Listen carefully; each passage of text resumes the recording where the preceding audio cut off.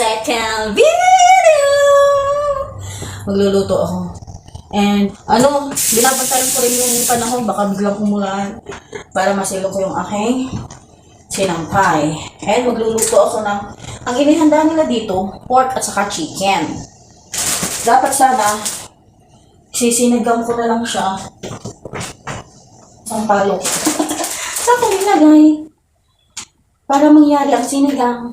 Makaunti kasi yung nakita kong sampalok, kaya inhiwalay ko yung chicken. Ginawa ko adobo. Nilagyan ko na lang ng patatas. And so, makita ko na nasa ref. Tingnan niyo naman yung sampalok. Nakakapiranggot.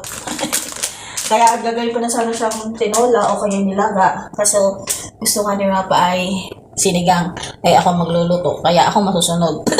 Doon sa gusto ni Rapa. Sinigang. Ang dilim niyo dyan. Okay na. Tapos, yun nga, gagawa na lang natin ng paraan para umasim siya. And, papakita ko sa inyo yung eggplant. Eggplant! Ang laki! Tapos, papakita ko na sa inyo pag-thumbnail natin. Pechay. Yung pinold na kasi. Ito na lang, pechay. Ano siya? Dito siya hinarvest sa New Zealand. Ang pangalan ay pak choy. Ang laki! Sinigang pabor! Pag-thumbnail. Okay na. Okay na. So, slice na natin ang ating eggplant. Babad na lang natin sa tubig para hindi mangitim. Nakasalang na yung chicken.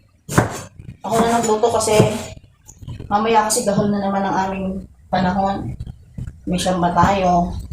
Kailangan tayo sasamba. Kaya naman, carry on ko naman pati ang luluto. Kaya okay. Basta wag lang mga ibang putahe. Mga kaldereta, menudo, di ko alam yon. And sa lasa ay bahala na. Ang pechay natin, ang malaki. So, slice na natin. Pwedeng isa lang sa sinigang na ari. Tira natin yung iba kasi baka may iba silang gustong luto para may choice sila. Hindi ko na sila inagawan. Sinama ko to. Malutong ito eh. Masarap to. Diba? And tumig. Ano ko naag mo na pala? Wait! Sasalungin ko muna yung pagkakamit. Wait! Iningal ako dun Parang may potential pang higain. Ayun ako. Nakita ko kasi dito sa bintana may patak-patak na. Tapos, sinampay ko na siya. So, kadadaldal ko sa inyo. Hindi ko na namalayan. Umuulan na pala. And so, palakihan talaga dito. Sibuyas. Ito binibili nila. Hindi ko pala nalalaman kung magkano sibuyas dito. Dahil saka, total naman, laos na ang issue sa sibuyas. hindi na siya pang mayaman lang. Madami ang bumaba ng presyo ng sibuyas, di katulad noon.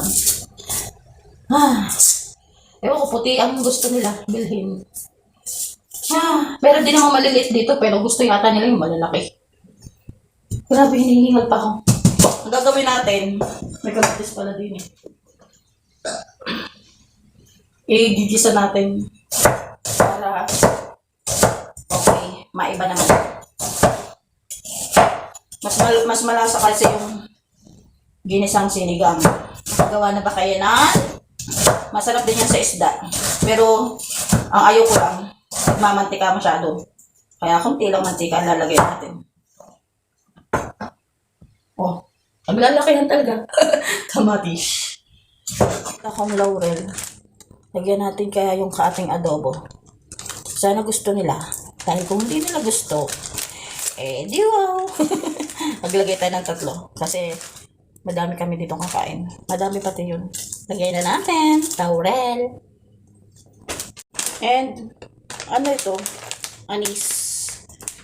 Parang panlagay din na rin sa adobo. May laurel din. Pero huwag natin lalagyan kasi baka tayo mamura. Pero parang yung sa laurel din. Lagyan natin ng isa. For experiment. May ano din, laurel.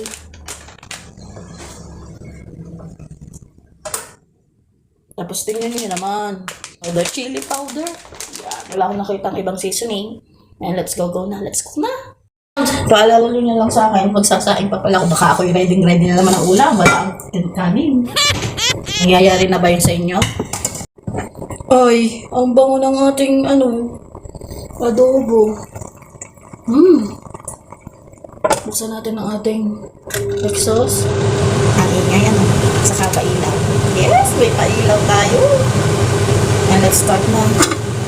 Lagyan na natin ang ating pinaglutuan ng itlog na mantika.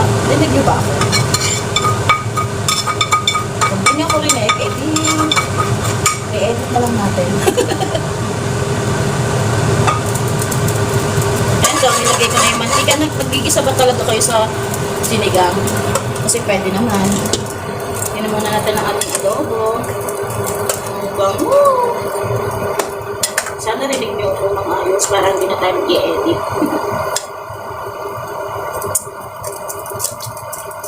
Machine.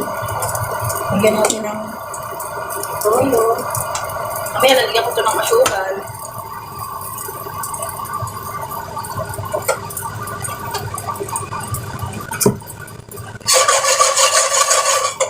Then, balik tayo sa ating sinigang.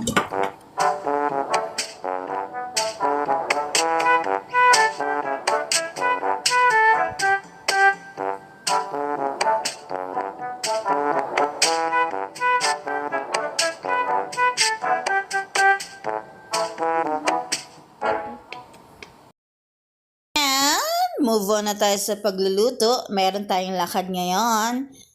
Testingin natin yung ating in-order na handle ng ating cellphone. Let's go! Wow! Wow! Ganda! Wow, ganda! Kita-kita dilaw ng halaman.